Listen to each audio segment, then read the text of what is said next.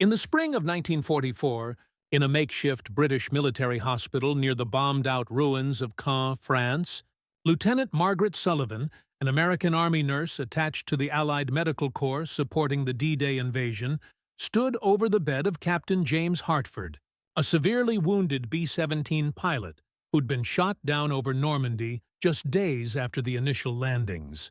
James had suffered catastrophic injuries, shrapnel throughout his body, a collapsed lung, burns that covered nearly 30% of his torso, and every medical calculation said he should have died either in the crash or during the chaotic evacuation from the battlefield. But Margaret had refused to accept that verdict, had fought through 3 emergency surgeries spanning 18 hours, had kept James alive through sheer skill and what her colleagues quietly acknowledged was something more than professional dedication. As James slowly regained consciousness over the following weeks, as Margaret continued monitoring his recovery with an intensity that went beyond normal medical care, something extraordinary developed between the nurse who'd saved his life and the pilot who couldn't remember anything except her face hovering over him during his worst moments. What began as gratitude evolved into the deepest love either had ever experienced. Margaret finding in James the courage and idealism she'd been seeking, James discovering in Margaret the strength and compassion that made survival feel worthwhile. For 3 months in that French hospital, surrounded by death and destruction, they built something beautiful. Then came August 1944, and the Allied breakout from Normandy, and the chaos of rapid advance toward Germany, and the moment when a German artillery barrage struck Margaret's hospital while James was being evacuated to England for continued treatment, killing Margaret instantly and leaving James to survive, physically while carrying the emotional devastation of losing the woman who'd saved his life and stolen his heart. This is their story, a love born in a hospital ward and buried under the ruins of war, proving that sometimes the cruelest thing about survival is living with what you've lost. Before we begin, don't forget to subscribe to this channel for more untold wartime love stories about connections forged in humanity's darkest hours. Tell me, what's your name, soldier? Margaret Sullivan was 27 years old in June 1944, an experienced Army nurse who'd volunteered for overseas service in 1942. She came from a medical family in Boston. Her father was a surgeon, her mother a public health nurse, and Margaret had grown up understanding that healing was both science and calling. She'd completed nursing school just before Pearl Harbor, had immediately joined the Army Nurse Corps, and had spent 2 years working at military hospitals in England preparing for the invasion everyone knew was coming. By June 1944, Margaret had treated thousands of wounded soldiers, had developed the emotional armor necessary to function in military medicine, had learned to see patients as medical problems rather than as individuals, because getting emotionally invested meant breaking when patients died. She was exceptionally skilled. Her superiors consistently praised her surgical assistance, her calm under pressure, her ability to make critical decisions when doctors weren't immediately available. But the armor was incomplete. Margaret still felt every loss, still remembered faces of soldiers she couldn't save, still carried the weight of knowing that her skills determined who lived and who died. She'd buried her emotions in work, maintained professional distance, avoided anything that might crack the protective shell she'd built around her heart. Then came D-Day, June 6, 1944, the massive Allied invasion of Normandy that would liberate Western Europe, but would extract a horrific cost in casualties. Margaret's medical unit was among the first wave of nurses deployed to France, establishing field hospitals just behind the front lines, preparing to receive the inevitable flood of wounded. The casualties were overwhelming. Thousands of men wounded in the first days, overwhelmed medical facilities, surgeons and nurses working 30-hour shifts without rest. Margaret operated in conditions that would have been unthinkable in civilian medicine. Field hospitals under canvas, limited supplies, injuries so severe that triage often meant choosing who might be saved and who was beyond help. It was during this chaos, on June the 12th, 1944, 6 days after D-Day, that Captain James Hartford was brought to Margaret's hospital. James was 29 years old, a B-17 pilot with the 8th Air Force who'd flown strategic bombing missions over Germany for nearly a year. He'd survived 23 missions, far more than most bomber crews completed, and had been considered one of the most skilled pilots in his squadron. On June 11th, James's bomber had been providing air support for ground forces advancing inland from the Normandy beaches. When German anti-aircraft fire had torn through the aircraft, James had managed to keep the bomber airborne long enough for most of his crew to bail out. But the aircraft was too damaged to reach England. He'd crash-landed in Allied-controlled territory, been pulled from the wreckage by advancing American infantry, and evacuated to the nearest field hospital, Margaret's unit. His injuries were catastrophic. Shrapnel had penetrated his chest and abdomen, his left lung had collapsed, burns covered much of his torso from the fire that had erupted in the cockpit before the crash. The triage officer had initially marked James as expectant, military medical terminology for patients too severely injured to save given available resources, patients who would receive morphine for pain but no aggressive treatment. Margaret had been working triage when James arrived. She'd looked at his injuries, read the expectant designation, and something in her professional assessment disagreed with the verdict. James was young, strong, his vital signs suggested he was still fighting. She'd made a split-second decision that defied triage protocol. She'd overridden the expectant designation and taken James directly to surgery. The chief surgeon, Major Patterson, had been skeptical. "Lieutenant Sullivan, that patient is expectant for a reason. His injuries are too severe. We need to focus resources on salvageable cases." "He is salvageable," Margaret had insisted. "Sir, I've seen worse injuries survive.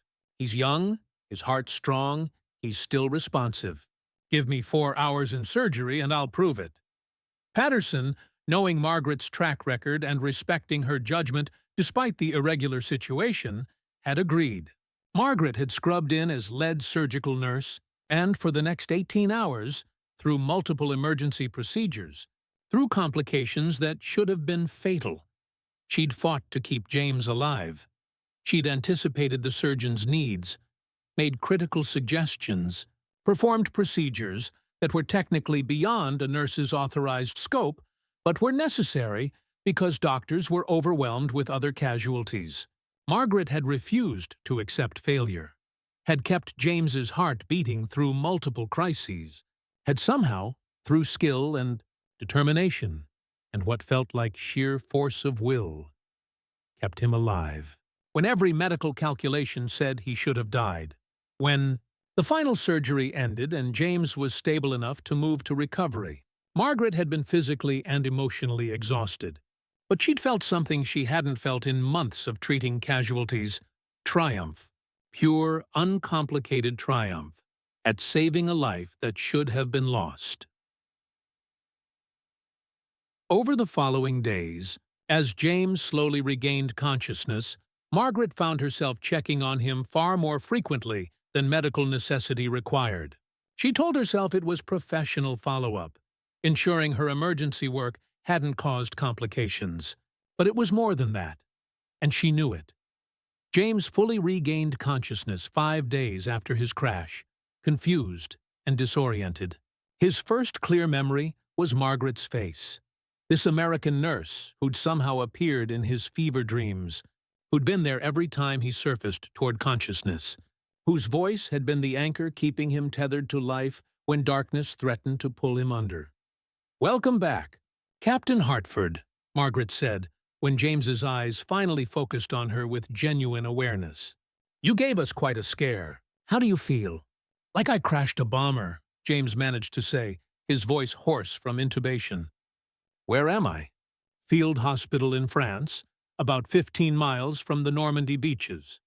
You've been here 6 days. Your plane went down, But you survived the crash, and we've patched you up as best we could under field conditions." James tried to process this information. 6 days. He remembered the flak hitting his aircraft, remembered keeping it airborne long enough for his crew to bail out, remembered the crash landing. Everything after was fragmented, pain, voices, a recurring image of this nurse's face telling him to keep fighting. "My crew?" James asked, dreading the answer. "7 of them made it out before the crash," Margaret said gently. "They're all accounted for, various injuries, but alive. You saved them by keeping that plane airborne. You should be proud." James felt relief wash over him, followed immediately by awareness of his own condition. His chest was wrapped in bandages. Breathing was painful. Everything hurt. "How bad am I?" "Bad enough that you should have died several times," Margaret said honestly. "But you're stubborn. We've done 3 major surgeries, and you're going to need more treatment once you're stable enough for evacuation to England. But Captain, you're alive. That's what matters." Over the following weeks, as James slowly recovered, Margaret found herself spending more time at his bedside than strict medical duty required. She'd check on him during breaks, would sit and talk when the hospital had quiet moments, found herself looking forward to their conversations in ways that went beyond professional care. James, for his part, was falling in love. The nurse who'd saved his life, who'd refused to give up on him when medical protocol said he was beyond saving, represented everything James had been fighting for. Margaret was competent and compassionate, strong but not hardened. Someone who'd seen the worst of war, but hadn't let it destroy her humanity. They talked about everything during those quiet moments. Margaret told James about growing up in Boston, about choosing nursing, about the 2 years she'd spent preparing for D-Day. James told Margaret about his hometown in Ohio, about learning to fly, about the 23 bombing missions he'd flown before being shot down. "Why'd you save me?" James asked one evening, about 3 weeks into his recovery. "The triage officer marked me expectant." "You overrode that. Why?" Margaret was quiet for a moment. "Because I looked at you and saw someone worth fighting for. Because sometimes medical calculations are wrong. Because—" she paused, searching for honest words. "Because something told me you mattered, that your survival was important in ways beyond just one more casualty saved or lost." "Thank you," James said simply. "For not giving up on me. For fighting when you didn't have to. For, Margaret, I don't know how to adequately express what you've given me." "You can express it by getting better," Margaret said, maintaining professional distance even as her heart accelerated at the way James was looking at her. "By surviving and going home when this war ends and living a good life. That's all the thanks I need." But both of them knew it was more complicated than that. What was developing between them transcended normal nurse-patient relationships, was becoming something neither had planned, but both recognized as significant. By July 1944, James had recovered enough to be ambulatory, to walk around the hospital grounds with assistants, to help where he could with other patients despite his continuing recovery. The Allied breakout from Normandy was accelerating, American forces punching through German defenses, beginning the rapid advance that would liberate France and push toward Germany. Margaret's hospital remained in France, treating the continuing flow of casualties from the breakout operations. James was scheduled for evacuation to England for continued treatment and eventual return to the United States, but the evacuation kept being delayed. First by his medical condition requiring stabilization, then by transportation shortages as military resources prioritized combat operations. Neither James nor Margaret was entirely disappointed by these delays. Each postponement meant more time together, more conversations, more deepening of the connection that had started with Margaret's refusal to let James die. In late July, James finally acknowledged what had been building for weeks. They were sitting outside the hospital one evening, watching the sunset, listening to distant artillery fire that had become background noise. "Margaret," James said carefully, "I need to tell you something, and I need you to just listen without immediately giving me all the professional reasons why what I'm feeling is inappropriate, or just gratitude or wartime intensity. Margaret felt her heart accelerate, but kept her expression neutral. All right, I'm in love with you, James said simply. I've been in love with you probably since the first time I was conscious enough to really see you and understand that you'd saved my life. You're the bravest, most compassionate person I've ever met. You make me want to be better, to live up to the second chance you gave me. And I know there are regulations against fraternization. I know you're an officer, and I'm technically still your patient. I know the timing is terrible. But Margaret, I can't leave France without telling you, I love you, completely. And if you feel even a fraction of what I feel, I need to know before they evacuate me to England and I lose the chance to say, this. Margaret felt tears welling up, emotions she'd been suppressing for weeks, threatening to overwhelm her carefully maintained control. James, this is exactly what I was trying to avoid. Getting emotionally involved with a patient, crossing professional boundaries, feeling things I have no business feeling. That's not an answer to my actual question, James said gently. Do you feel something for me? Because I see how you look at me, Margaret. I see how much time you spend with me beyond what medical care requires. This isn't just in my head. Tell me I'm wrong. Tell me you feel nothing, and I'll accept that, and we'll maintain professional distance. But please don't lie to yourself or to me. Margaret looked at this man she'd saved, this pilot who'd survived impossible injuries, this person who'd somehow become essential to her despite every professional instinct saying emotional involvement was dangerous. I do feel something, she admitted quietly. I've been trying not to, trying to maintain boundaries. But James, you're right. This is more than just nurse and patient. I'm in love with you too. And I have no idea what to do about that. James reached over and took Margaret's hand. We figure it out. You'll be demobilized eventually when the war ends. I'll be discharged once I'm recovered. We'll both be civilians again, and these regulations won't matter. We just have to survive until then, and trust that what we feel is real enough to survive the wait. And if you don't survive? Margaret asked, voicing her deepest fear. James, you'll be going back to combat eventually. Pilots return to duty. I don't know if I can survive loving you and then losing you. You won't lose me, James said with more confidence than he felt. I've already survived the worst this war can throw at me. I'm going home, Margaret, and when I do, I'm taking you with me if you'll come. Margaret wanted to believe him, wanted to trust that they'd have a future beyond this hospital and this war.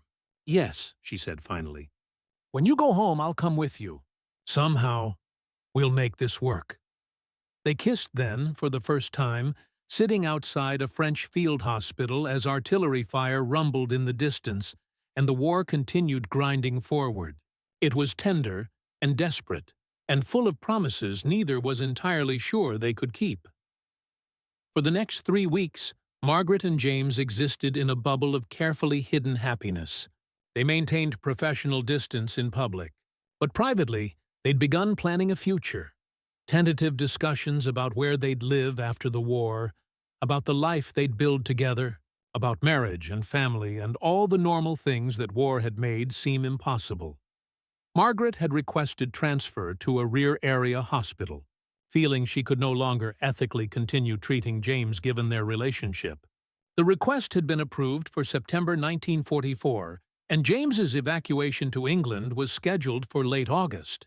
They'd have to separate temporarily, but both believed they'd be reunited once Margaret was transferred back to England for rotation home.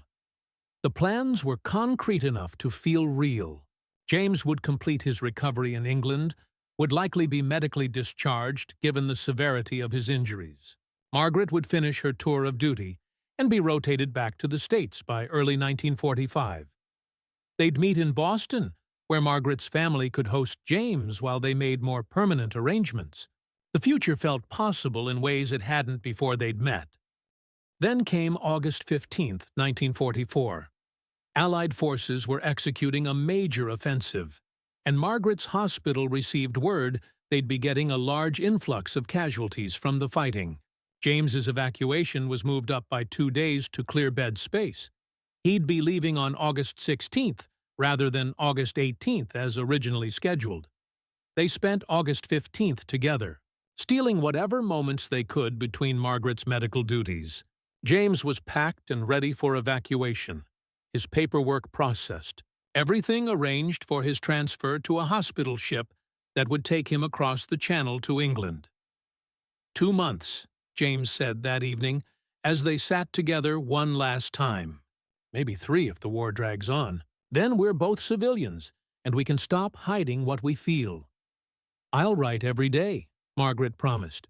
And James, thank you, for giving me something to look forward to beyond just surviving this war. You've reminded me why saving lives matters. You saved mine first, James reminded her. Everything that comes after is because you refuse to give up on me. I love you, Margaret. That's not changing, no matter how much distance or time separates us. They parted reluctantly, James heading to the evacuation staging area, Margaret returning to her duties, preparing for the incoming casualties. Neither wanted to make the goodbye dramatic or final. They'd see each other in England in a few weeks, would write constantly, would count down the days until separation ended. The evacuation convoy was scheduled to depart at 0600 on August 16th. Margaret planned to see James off, to have one more moment together before he left. She went to bed late on August 15th, exhausted from preparing for casualties, setting her alarm for 0530 to ensure she could say goodbye. She never got the chance. At 0445 on August 16th, German artillery began a desperate counterattack aimed at disrupting Allied supply lines. The hospital, though marked with red crosses and theoretically protected under Geneva Conventions, was struck by multiple shells, possibly deliberate targeting, possibly just terrible luck in the chaos of warfare. Margaret was in her quarters when the barrage began. She had less than 2 seconds warning, the sound of incoming shells, the beginning of a scream, before a direct hit collapsed the building. James, waiting in the evacuation staging area several hundred yards away, heard the explosions, saw the hospital area erupting in flames and debris, and immediately ran toward the devastation despite being barely recovered from his own injuries. He was screaming Margaret's name, trying to reach the burning wreckage, being held back by military police who wouldn't let evacuees interfere with rescue operations. The artillery barrage lasted 10 minutes. When it finally stopped, Margaret's hospital was largely destroyed. 17 medical personnel were killed, including 3 nurses. Margaret Sullivan was among the dead, killed instantly when the shell penetrated her quarters. James learned of her death 3 hours later, just before his evacuation convoy departed. A chaplain delivered the news gently, offering condolences and information about where Margaret would be buried. James received the news in complete shock, unable to process that the woman he'd been planning a future with just hours earlier was gone. He was evacuated to England as scheduled, spent the next weeks in a state of emotional devastation that worried his doctors more than his physical injuries. James had survived the crash, survived injuries that should have killed him, had fallen in love with the nurse who'd saved his life. And now she was gone, killed by random artillery fire hours before they were supposed to separate temporarily. The unfairness was crushing. They'd had 3 months, had built something real, had been planning a future. And now James would live that future alone, carrying the memory of Margaret and the crushing knowledge that she'd saved his life but hadn't been able to save her own. James Hartford was medically discharged from the Army Air Forces in November 1944. He returned to Ohio, physically recovered but emotionally broken. He tried to resume his pre-war life, but everything felt meaningless without Margaret. He'd survived for her, survived because she'd refused to let him die. And now he had to figure out how to honor that survival when the woman who'd made it worthwhile was gone. James never married. He lived quietly in Ohio for 63 years after Margaret's death, working as a commercial pilot, staying connected with his bomber crew who'd survived the war, attending reunions and memorial services. But anyone who knew James well understood that he'd left part of himself in that French hospital when Margaret died, that he'd spent the rest of his life living with the woman he'd loved for 3 months and lost in an instant. Margaret Sullivan was buried in the Normandy American Cemetery, one of more than 9,000 Americans who died liberating France. Her family received her medals and effects, including letters she'd written about James but hadn't sent yet, documenting the love that had developed between nurse and patient in the summer of 1944. On his 80th birthday in 1995, James Hartford traveled to Normandy for what would be his last visit to Margaret's grave. He stood there for a long time, an elderly man paying respects to a woman who'd died young, remembering 3 months in 1944 when love had flourished in the middle of war. James died in 2007 at age 91. His family found among his effects every letter Margaret had written him, photographs from the hospital in France, and a journal entry from August 16, 1944, written shortly after learning of Margaret's death. "She's gone. Margaret is gone, killed by German artillery hours before I was supposed to leave. We were going to have a future. Marriage, family, a life together. Instead, I get to live with the knowledge that she saved my life, and I couldn't save hers. I don't know how to do this. How to live knowing that every breath I take is because she fought for me, but she's not here to see what I do with the life she gave me. I loved her for 3 months. I'll love her for the rest of my life, however long that is. And I'll try to make that life worthy of her sacrifice, even though nothing I do will ever balance the scales. She saved me, and I couldn't save her. That's the burden I'll carry forever." The story of Margaret Sullivan and James Hartford represents one of war's most devastating patterns.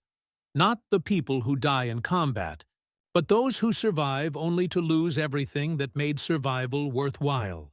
Margaret had saved James through extraordinary skill and determination. James had fallen in love with the woman who'd given him a second chance at life. For 3 months, they'd built something beautiful in the middle of destruction. And then random artillery fire, not aimed specifically at them, just the chaotic violence of warfare, had destroyed everything in less than a second. Margaret died, never knowing how profoundly she'd impacted James. James survived physically but carried emotional devastation for the rest of his life. Their story also honors the often overlooked sacrifice of military nurses who served in World War II. More than 59,000 Tamaivrins, American nurses, served overseas during the war. 201 of them died from various causes. They worked in conditions as dangerous as frontline combat, saved countless lives, and received far less recognition than their male counterparts. Margaret Sullivan was one of thousands of Army nurses who risked and sometimes gave their lives to heal wounded soldiers. Love born in a hospital ward and buried under the ruins of war.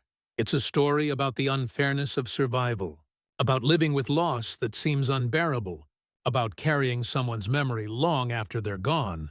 James lived 63 years after Margaret's death, but in a very real sense, part of him died on August 16, 1944, in that French hospital when artillery fire took the woman he loved. They'd had 3 months. It wasn't enough. It would never have been enough. But it was all the war allowed them before taking Margaret away and leaving James to survive alone, carrying the memory of the nurse who'd saved his life and the love they'd built in the brief window between his crash and her death. Sometimes the cruelest thing about war isn't dying. It's living with what war has taken from you. Breathing every day with the knowledge that someone fought to keep you alive, but isn't here to see what you do with that gift. But this wasn't the only love story destroyed by war's random violence.